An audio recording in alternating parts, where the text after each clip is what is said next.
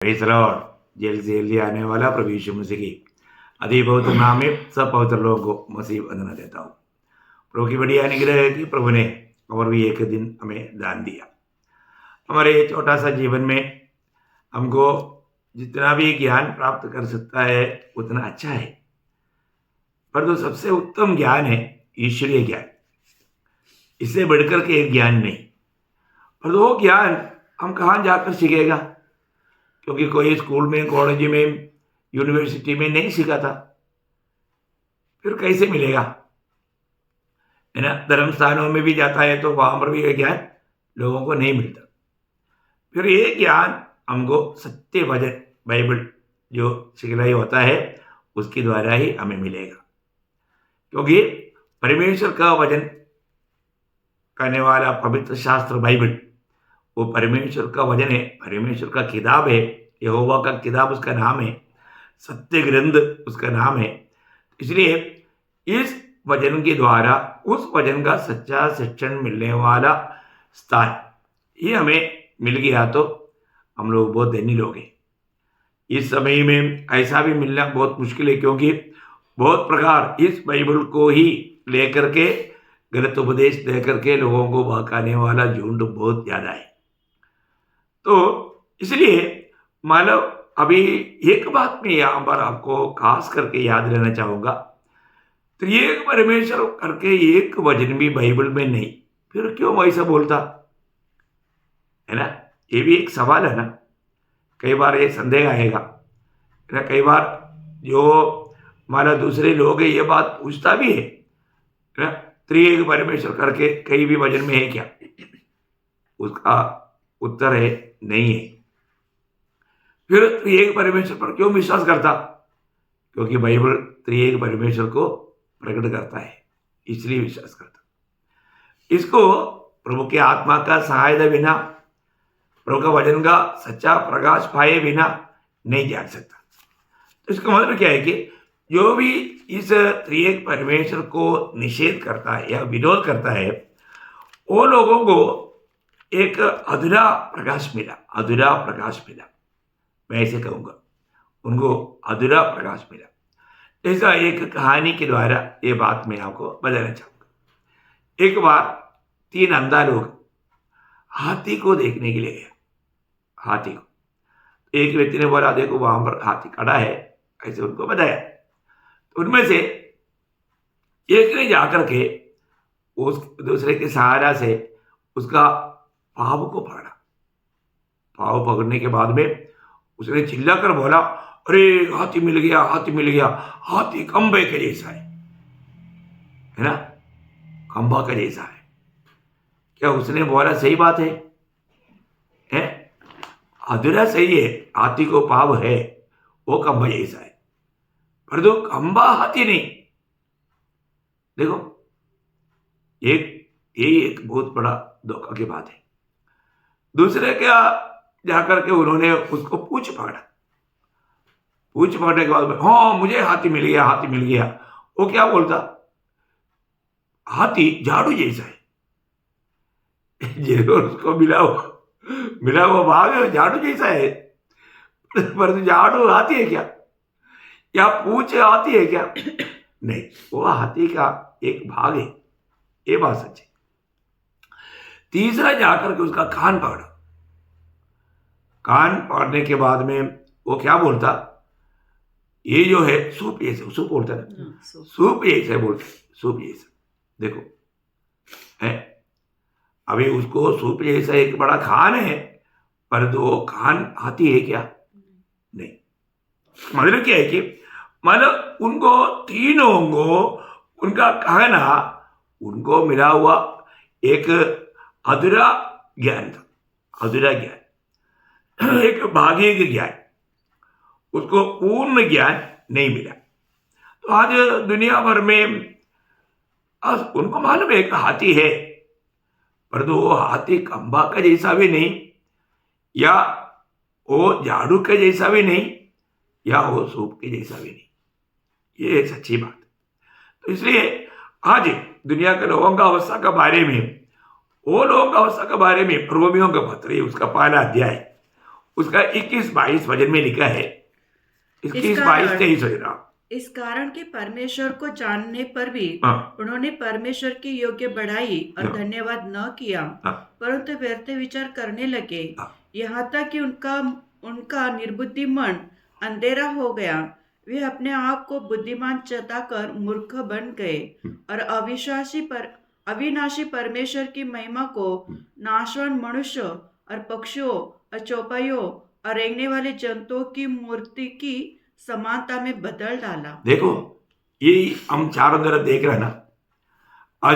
अधिकतर जो धर्म हम देखता है, वे लोग सब मूर्ति बना करके उसको अपना ईश्वर समझ करके उसके सामने दंडवत कर रहे हैं। कोई भी रूप उनको भाव दे करके उसको ईश्वर बोल करके दंडवत करने वाला एक समय में एक लोगों के बीच में हम लोग रहता। कितना भयंकर बात है। उनका सबका दिल गवाही देता है कि एक परमेश्वर है, पर उन्होंने परमेश्वर को नहीं पहचाना, तो इसलिए वो अपने आप को बुद्धिमान जताकर मूर्ख बन गया करके लिखा। मूर्ख बन गया। परमेश्वर कभी नाश ना होने वाला परमेश्वर को नाशमान रूपों को दिया। सृष्टिकर्ता परमेश्वर को सृष्टि का रूप दिया। कितना दुखदायी बात है। इसी कारण प्रभु का वचन का द्वारा सच्चा जीवित परमेश्वर वो कौन है, कैसा परमेश्वर है, ये जानना हमारे लिए कितना श्रेष्ठ बात है। इसलिए इस अध्याय बहुत प्रार्थना के साथ है ना, प्रभु के आत्मा का अधीन होकर के हम सीखेंगे, तभी हम जान पाएगा। तो अभी आपको मालूम है, ऐसा हमारे बीच में ऐसा कुछ ग्रुप है जो कि वो अधूरा ज्ञान पा करके धोखा खा रहा है। उनमें से एक है यहोवा विटनेस का लोग है। वो लोग क्या बोलता, यहोवा ही ईश्वर है, यहोवा को छोड़कर कोई ईश्वर नहीं है। वो लोग ट्रिनिटी या त्रिएक परमेश्वर का उपदेश को इनकार था। त्रिएक परमेश्वर का उपदेश को इनकार था, है ना। तो मतलब इसका मतलब त्रिएक परमेश्वर का मतलब बात को इनकार था बोलने का, तो यीशु मसीह परमेश्वर है वो बात को बिल्कुल नहीं मानते। इतना ही नहीं, मानव पवित्र आत्मा वो परमेश्वर का कार्य करने का सामर्थ्य है, परंतु उसकी व्यक्तित्व को वो लोग नहीं मानते। पवित्र आत्मा एक व्यक्ति है, परंतु वो बोलते हैं नहीं, वो एक शक्ति है। अभी शक्ति है, व्यक्ति है। हम आने वाला क्लासों में वो बात को भी हम अच्छी तरह बाइबल जो बताता है उसके द्वारा हम सीखेंगे। तो इसका मतलब क्या है कि मतलब पवित्र आत्मा का व्यक्तित्व को भी वो इनकार था। यीशु मसीह का परमेश्वरत्व को वो लोग इनकार था। इवन यीशु मसीह जब मर गया उस समय में जो वो मरा हुआ शरीर नहीं जी उड़ा और वो एक उसके समानता का एक और बॉडी था, ऐसा भी वो लोग बताता।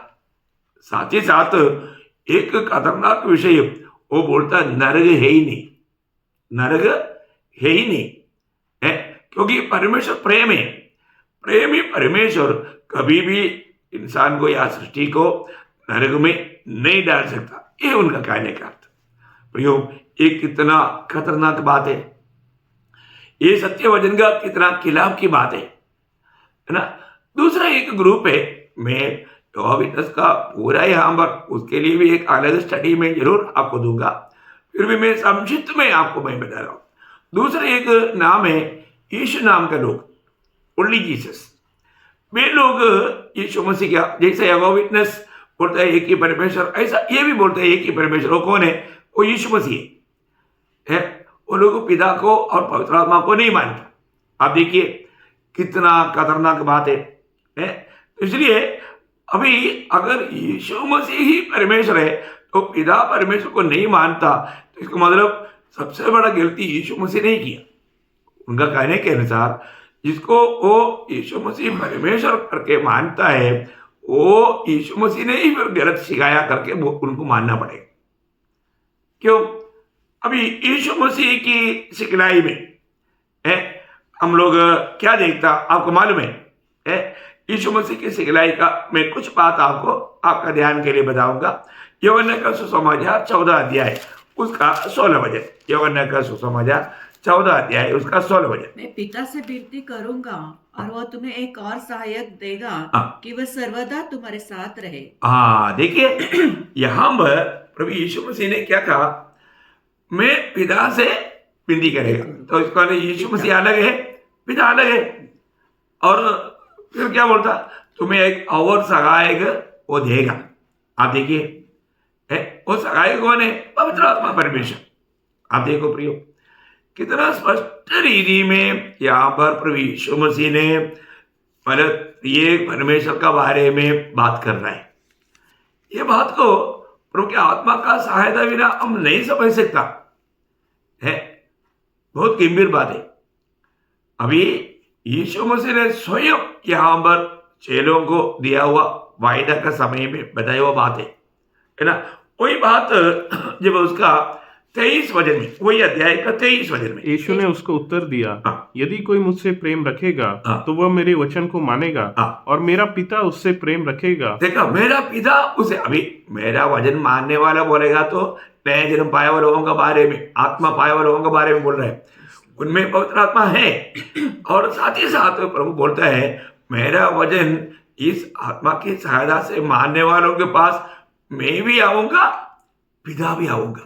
देखिए और एक बार पढ़िए उस वचन को, यदि कोई मुझसे प्रेम रखेगा हाँ। तो वह मेरे वचन को मानेगा, हाँ। और मेरा पिता उससे प्रेम रखेगा, हाँ। और हम उसके पास आएंगे। हम उसके, देखा हम बोलना है तो एक से अधिक है। अभी आप देखिए, सिर्फ यीशु ही परमेश्वर नहीं है, हम है, मैं और पिता। देखो प्रियो, इसका मतलब यीशु नाम का लोग बोलता है सिर्फ यीशु ही परमेश्वर है, पिता ऐसा नहीं, यीशु मसीह ही सब कुछ है, ऐसा नहीं प्रियो। इसका मतलब यीशु मसीह ने सिखाया हुआ उस सिखलाई को भी उन लोग इनकार रहा है। अभी उसका 26 वचन बढ़िए, उसी अध्याय का 26। परंतु सहायक हाँ। अर्थात पवित्र आत्मा जिसे पिता मेरे नाम से भेजेगा। देखा, वहां पर भी त्रिएक परमेश्वर को दिखता है ना। अभी ये पवित्र आत्मा और पिता और मैं तीन हो गए ना। आप देखो कितना सरल बात है प्रिय, है ना। परंतु इस बात को भी लोगों ने कुछ माना और प्रकार उसको व्याख्या करके, उसको एक दूसरा कुछ व्याख्या दे करके लोगों को गुमराह करता। कितना दुखदायी बात है। वापस पढ़ना हो वचन 26। परंतु सहायक हाँ, अर्थात पवित्र आत्मा। देखा, सहायक। अभी हमने 16 वचन में प्रभु ने बोला था, मानो मैं पिता से मांगूंगा, एक सहायक आएगा, है ना, मानो मददगार है, पैराक्लीटोस, है ना। वो पवित्र आत्मा का बारे में बोला। तो पवित्र आत्मा जब आएगा, मैं पिता से मांगेगा, पवित्र आत्मा आएगा, और पिता और मैं और पवित्र आत्मा। कितना क्लियर बात है, बहुत सरल बात है ना प्रियो। मतलब यीशु मसीह के शिक्षण में हम लोग ये बात को देखता है। यीशु मसीह ने ये बात हमको क्लियर समझाया। मतलब परमेश्वर तुम्हें त्रिएक परमेश्वर है, पिता परमेश्वर, पुत्र परमेश्वर, पवित्र आत्मा परमेश्वर, ऐसा त्रिएक परमेश्वर है करके हम बाइबल में देख सकता है ना। जब यूहन्ना 15 अध्याय है उसका 24 वचन, यदि मैं उनमें वे काम न करता हाँ। जो और किसी ने नहीं किए, हाँ। तो वे पापी नहीं ठहरते। हाँ। परंतु अब तो उन्होंने मुझे हाँ। और मेरे पिता दोनों को देखा। यीशु मसीह पवित्र आत्मा में होकर के जो कार्य किया था, वो कार्य के बारे में यीशु मसीह यहाँ पर गवाही देता है प्रियो। है कितना बड़ी बात है। उसके साथ 17 अध्याय उसका पहला वचन, यूहन्ना 17 का पहला वचन। यीशु ने ये बातें कही हाँ। और अपनी आंखें आकाश की ओर उठाकर कहा, हाँ। हे पिता, वह घड़ी आ पहुंची है, हाँ। अपने पुत्र की महिमा कर कि पुत्र भी तेरे महिमा करे। देखा, यहाँ पर भी यीशु मसीह किससे मतलब प्रार्थना कर रहा है? पिता से। पिता से। तो इसका मतलब सिर्फ यीशु मसीह ही एकमात्र परमेश्वर है, ये कहना कितना गलत बात है। क्या यीशु मसीह यहाँ पर कोई एक्टिंग कर रहा है? नहीं प्रियो, प्रभु का वचनों को ऐसा गलत व्याख्या ना करे। उसका 5 वचन, 17 का 5। अब हे पिता, तू अपने साथ मेरी महिमा उस महिमा से कर हाँ। जो जगत की सृष्टि से पहले हाँ। मेरी तेरे साथ थी। देखा, मतलब यीशु मसीह कौन है? वो सृष्टि से पहले जो आदि में परमेश्वर ने आकाश और पृथ्वी को बनाया ना, उससे पहले प्रभु पिता के साथ था और वो सृष्टि बनाने वाला यीशु मसीह था। वो हम आगे जा करके देखेंगे। बोलने का अर्थ क्या है प्रियो? मतलब परमेश्वर वो त्रिएक परमेश्वर है करके बाइबल हमें स्पष्ट बताता है ना। यूहन्ना 8 अध्याय उसका 16 से 19 वचन पढ़ना। यूहन्ना 8 अध्याय का 16 से 19। और यदि मैं न्याय करूं भी हाँ। तो मेरा न्याय सच्चा है, हाँ। क्योंकि मैं अकेला नहीं परंतु मैं हूँ और पिता है जिसने मुझे भेजा। देखो, ये बार बार यीशु मसीह कहने वाले एक बात है प्रियो, मैं अकेले नहीं, मेरा भेजा हुआ पिता भी मेरे साथ है? ये आगे तुम्हारी व्यवस्था में भी लिखा है हाँ। कि दो जनों की गवाही मिलकर ठीक होती है। हाँ। एक तो मैं आप अपनी गवाही देता हो हाँ। और दूसरा पिता मेरी गवाही देता है हाँ। जिसने मुझे भेजा। हाँ। उन्होंने उससे कहा, तेरा पिता कहाँ है? हाँ। यीशु ने उत्तर दिया, हाँ। न तुम मुझे जानते हो न मेरे पिता को। हाँ। यदि मुझे जानते तो मेरे पिता को भी जानते। देखा, कितना बड़ी बात है। इसका मतलब एक्चुअली ये यीशु नाम का लोग यीशु मसीह को भी नहीं जाना। अब कैसे जानेगा? क्योंकि उसको नया जन्म नहीं हुआ। उसका नया जन्म का बात पर मैं आएगा। लेकिन एक बात मैं आपको बताना चाहता हूँ प्रियो, ये जो प्रभु का वचन के खिलाफ जब जाएगा, जैसा मानव भजन संहिता 11:3 में लिखा है, नेव हिल गया तो धर्मी क्या करेगा? आपको सत्य वचन नहीं मिला, अब प्रभु के आत्मा में नया जन्म नहीं हुआ, फिर आप आत्मिक बात को कैसे समझेगा? है ना। यही बात पहला यूहन्ना भी बोलता है। पहला यूहन्ना 5 अध्याय उसका 7-8 वचन। और जो गवाही देता है हाँ। वह आत्मा है, हाँ। क्योंकि आत्मा सत्य है। हाँ। गवाही देने वाले 3 हैं, हाँ। आत्मा और पानी और लहू। देखिए, आत्मा, पानी और लहू। और कुछ परिभाषा में कुछ अलग लिखा है ना। मैं आपको बोलता हूँ, आत्मा, पिता और पवित्र आत्मा पुत्र, ऐसा लिखा KJV ट्रांसलेशन में। तो मैं आपको एक बात बताना चाहता हूँ, ये तीनों गवाह एक है। परमेश्वर में त्रिएक परमेश्वर है करके स्पष्ट बताता। उसका 9 से 12 भी पढ़िएगा, 5 अध्याय का 9 से 12। जब हम मनुष्यों की गवाही मान लेते हैं हाँ। तो परमेश्वर की गवाही तो उससे बढ़कर है। हाँ। और परमेश्वर की गवाही यह है हाँ। कि उसने अपने पुत्र के विषय में गवाही दी है। अलग पिता परमेश्वर ने पुत्र के बारे में गवाही दी है। जो परमेश्वर के पुत्र पर विश्वास करता है हाँ। वह अपने ही में गवाही रखता है। हाँ। जिसने परमेश्वर पर विश्वास नहीं किया हाँ। उसने उसे झूठा ठहराया, क्योंकि उसने उस गवाही पर विश्वास नहीं किया जो परमेश्वर ने अपने पुत्र के विषय में दी है। और वह गवाही यह है कि परमेश्वर ने हमें अनंत जीवन दिया है और यह जीवन उसके पुत्र में है। देखा, कितना बड़ी बात है प्रियो। है यहाँ पर पिता परमेश्वर के बारे में, पुत्र परमेश्वर के बारे में, हमारे में आया हुआ जीवन या पवित्र आत्मा परमेश्वर के बारे में क्लियर लिखा है। ये बात, इसका मतलब प्रभु यीशु मसीह की सिखलाई को ही लोग नहीं जाना। अभी चेले लोगों ने क्या सिखाया? अभी यीशु मसीह का ही सिखलाई चेले लोगों ने सिखाया ना। चेले लोगों ने क्या सिखाया? जब पहला कुरिन्थी 12 अध्याय उसका 4 से 6 वचन पढ़ना। पहला कुरिन्थी 12 अध्याय का 4 से 6। वरदान तो कई प्रकार के हैं, परंतु आत्मा एक ही है। देखा, आत्मा एक ही, यहाँ पवित्र आत्मा पहले आया, आत्मा एक ही। और सेवा भी कई प्रकार की है, परंतु प्रभु एक ही है। देखा, प्रभु बोलेगा तो पुत्र एक ही है। और प्रभावशाली कार्य कई प्रकार के हैं, परंतु परमेश्वर एक ही है। देखा, परमेश्वर पिता। यहाँ पर भी इस वचनों में पिता, पुत्र, पवित्र आत्मा, त्रिएक परमेश्वर का चेले लोगों ने बहुत स्पष्ट रीति में वर्णन करता। यह जानना था प्रियो, है ना। उसी पहला कुरिन्थी 8 अध्याय उसका 6-7 वचन पढ़ना। तो भी हमारे लिए तो एक ही परमेश्वर है। देखा, एक ही परमेश्वर है, अर्थात पिता, जिसकी ओर से सब वस्तुएं हैं और हम उसी के लिए हैं। और एक ही प्रभु है, अर्थात यीशु मसीह, जिसके द्वारा सब वस्तुएं हुई और हम भी उसी के द्वारा है। पर सबको ये ज्ञान नहीं। देखा, प्रेरित लोग बोलता है पर सबको ये ज्ञान नहीं है।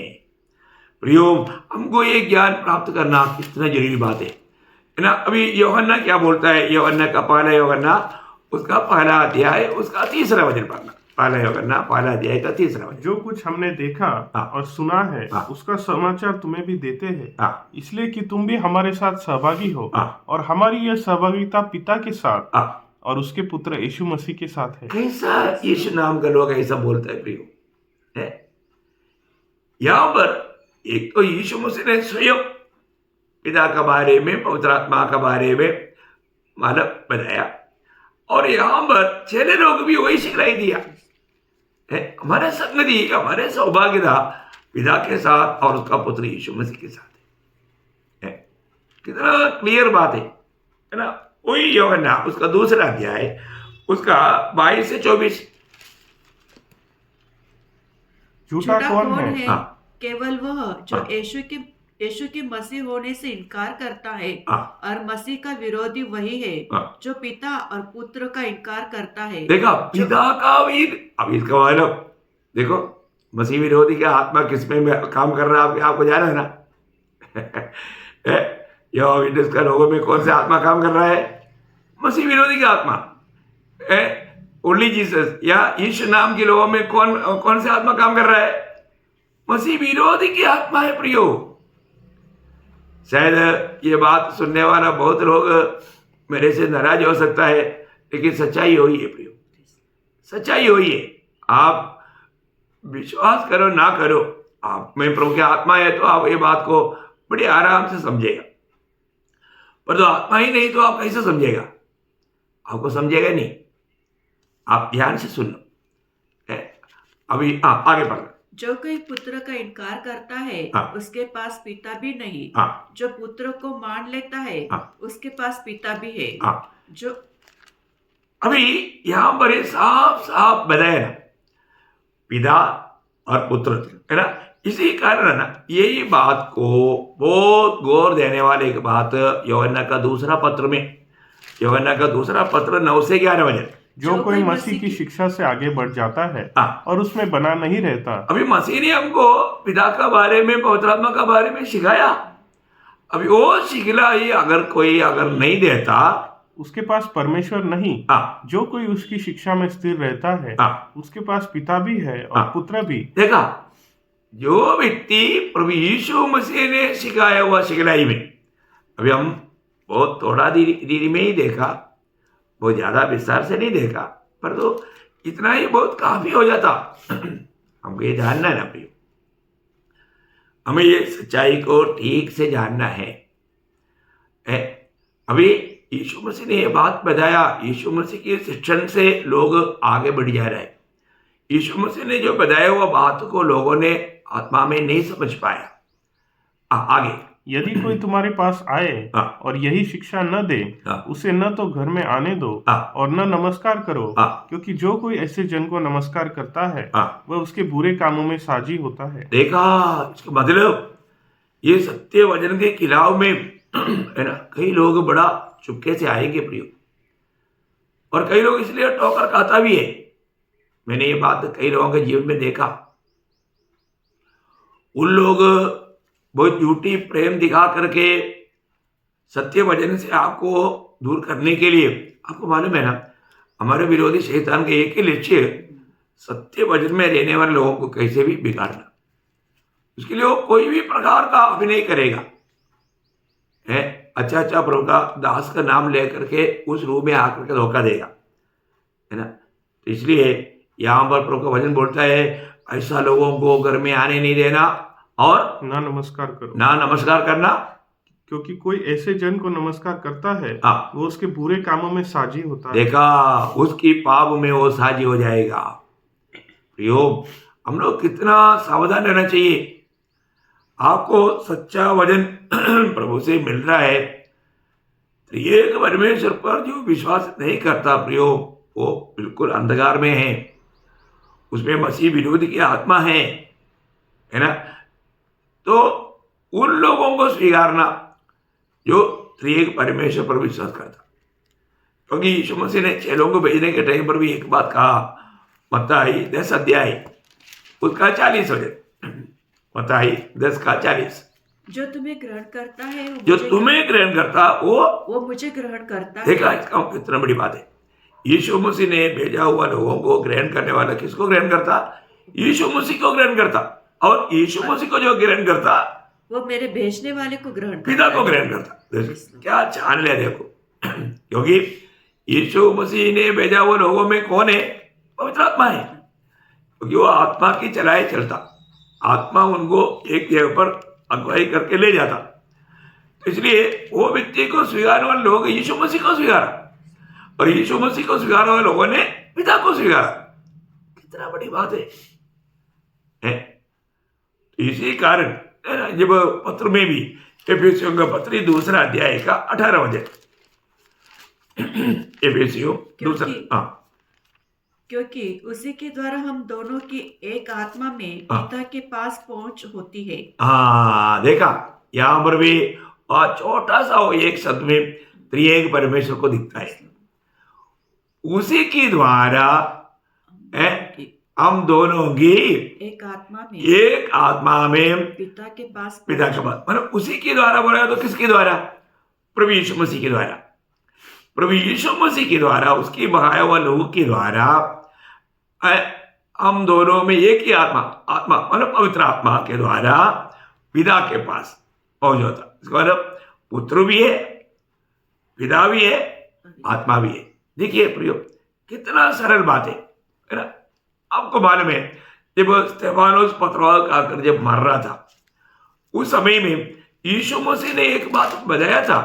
यीशु मसीह यहां से जाएगा तो कहां पर जाकर बैठेगा? मरकोस उसका 14 अध्याय उसका 62 वचन, मरकोस उसका 14 अध्याय 62 वचन। देखिए कितना साफ बात है। कहा मैं हूँ और तुम मनुष्य के पुत्र को सर्वशक्तिमान की दाहिनी ओर बैठे। देखा, और मैं कहां पर जाकर बैठने वाला है? सर्वशक्तिमान पिता की दाहिनी ओर बैठा। अब इस जमाने उसने अब यहाँ पर क्या देखा है ना? वही बात यीशु मसीह ने जो बोला था ना, वो उधर ही बैठा हुआ यीशु मसीह अपना भक्त पथरवाह का जब मर रहा है, उस समय में प्रभु यीशु मसीह क्या हो गया? प्रेरितों 7 अध्याय का 56 वचन, कहा देखो मैं स्वर्ग को खुला हुआ और मनुष्य के पुत्र को परमेश्वर की दाहिनी ओर खड़ा हुआ देखता हूं। देखा, अभी बैठा हुआ, मतलब उस महिमा की दाहिनी ओर बैठा हुआ यीशु मसीह भक्त का मृत्यु में भक्तों को स्वीकारने के लिए खड़ा हो गया है। देखा, यीशु मसीह ने बताया हुआ वो बात यहाँ पर स्तेफानोस देखा है ना? यही बात है। मैं एक बात आपको बताना चाहता हूँ, मंडली एक बनकर रहने का पीछे त्रिएक परमेश्वर का कार्य है।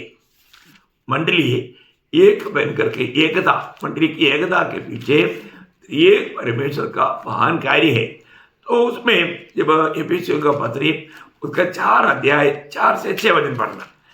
एक ही देह है और एक ही आत्मा। देखिए, एक ही आत्मा मतलब सभी में उधार पाए और सब लोगों में एक ही आत्मा है, पवित्र आत्मा एक ही आत्मा है। जैसे तुम्हें जो बुलाए गए थे और अपने बुलाए जाने से एक ही आशा है, एक ही प्रभु है। एक ही प्रभु बोलेगा तो यीशु मसीह। हम सबका एक ही प्रभु है। और आगे एक ही विश्वास, आगे एक ही बपतिस्मा और सबका एक ही परमेश्वर और पिता है। देखा, एक ही पिता, मतलब यहाँ पर एक ही आत्मा, एक ही प्रभु और एक ही पिता। देखा, ये परमेश्वर अनेक उधार पाए हुए लोगों में रहता है। देखो, जहाँ पर पवित्र आत्मा है वहां पर पिता भी है, पुत्र भी है। जहाँ पर पुत्र यीशु मसीह है वहां पर पवित्र आत्मा भी है, पिता भी है। जहाँ पर पिता है वहां पर पुत्र भी है, पवित्र आत्मा भी है। ये हमेशा एक सा रहता। कितना अनमोल बात है भाई, कितना अनमोल बात है। और भी कई बात है, मतलब आराधना के बारे में भी हम लोग बताना चाहिए, लेकिन थोड़ा समय आगे बढ़ने के कारण मैं आपको वो बात मैं कल बताऊंगा, है ना। स्वर्ग में पिता की आराधना चलता है, पुत्र यीशु मसीह का भी आराधना चलता है। मैं आपको ये भाग कल बताऊंगा। आपको पढ़ना है तो आप पढ़ सकता है। पढ़ने से थोड़ा टाइम ज़्यादा होएगा।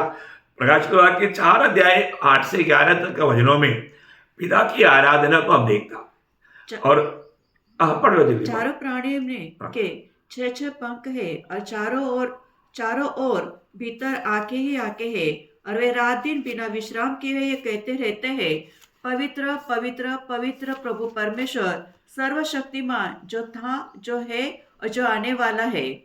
जब वे प्राणी उसकी जो सिंहासन पर बैठे हैं और जो युगानुयुग जीवित है, महिमा और आदर और धन्यवाद करेंगे।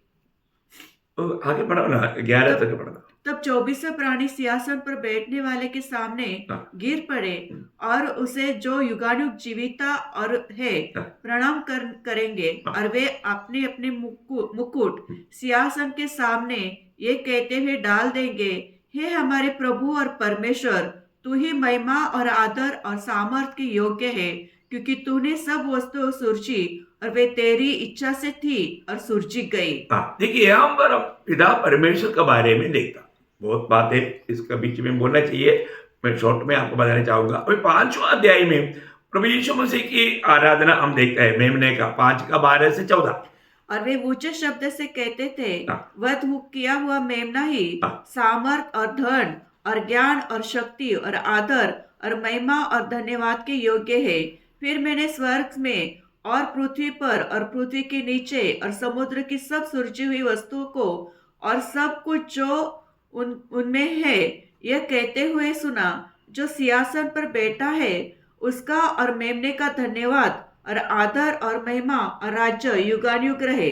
और चारों प्राणियों ने आमीन कहा और प्राचीनों ने गिरकर दंडवत किया। देखिए यहाँ पर हम देखते हैं कि मतलब पिता परमेश्वर की और पुत्र परमेश्वर की आराधना कहाँ हो रहा है? स्वर्ग में। ये इंपॉर्टेंट बात है। इसको मतलब परमेश्वर का बारे में सच्चा जानकारी प्रकाश प्राप्त करना कितना महत्वपूर्ण बात है। तो मैं आग्रह करता हूं कि आपको थोड़ा कुछ बात में एकदम उसका खुराक आपको बोल रहा है, इसको बहुत विस्तार से बोलना चाहिए। विस्तार से बोलेगा तभी भी इसको समझना बहुत लोगों के लिए कठिन है, परंतु प्रभु के आत्मा में नया जन्म पाया हुआ लोगों के लिए इशारा काफी भी हो जाता। तो मैं आशा करता हूँ कुछ बात जरूर आपने समझा होगा, कुछ और भी बातें आपको प्रकाश कर रहूँगा। तो और भी कुछ बात है जो मतलब यीशु नाम का लोग जो सिखाता है, वो भी बात अपन कल देखेंगे। प्रभु आप सबको ये वचनों के द्वारा बहुत आशीष दे, प्रभु को महिमा मिले। आमीन।